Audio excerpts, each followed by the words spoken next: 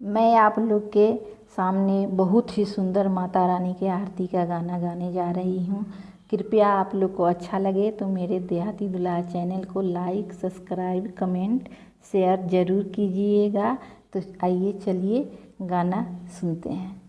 जगदम्बा घर में दियारा बार आईनी है, जगदम्बा घर में दियारा बार आईनी है, जग तारन घर में दियारा बार आईनी है, जग तारन घर में दियारा बार आईनी है, जगदम्बा घर में दियारा बार आईनी है, जग तारन घर में दियारा। कंचन थाल कपूर के बाती, कंचन थाल कपूर घी के बाती, मैया के आरती उतार आईनी है, मैया के आरती उतार आईनी है, जगदम्बा घर में दियारा बार आईनी है, जग तारन घर में दियारा बार आईनी है, जगदम्बा घर में दियारा बार आईनी है, जग तारन घर में दियारा।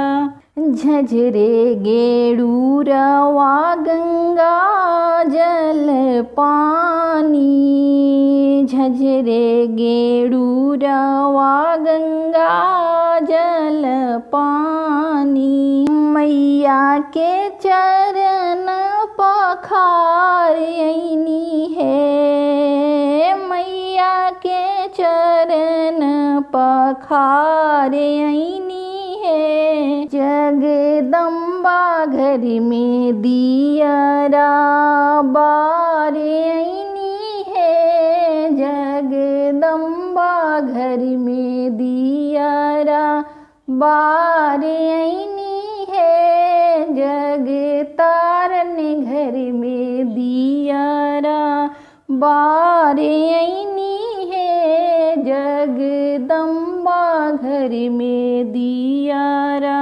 सोने सुराही गंगा जल पानी, सोने सुराही गंगा जल पानी, मैया के पानिया पिया आईनी है, मैया के पानिया पिया आईनी है, जगदम्बा घर में दियारा बार आईनी है, जगदम्बा घर में दियारा बार आईनी है, जग तारन घर में दियारा बार आईनी है, जग तारन घर में दियारा।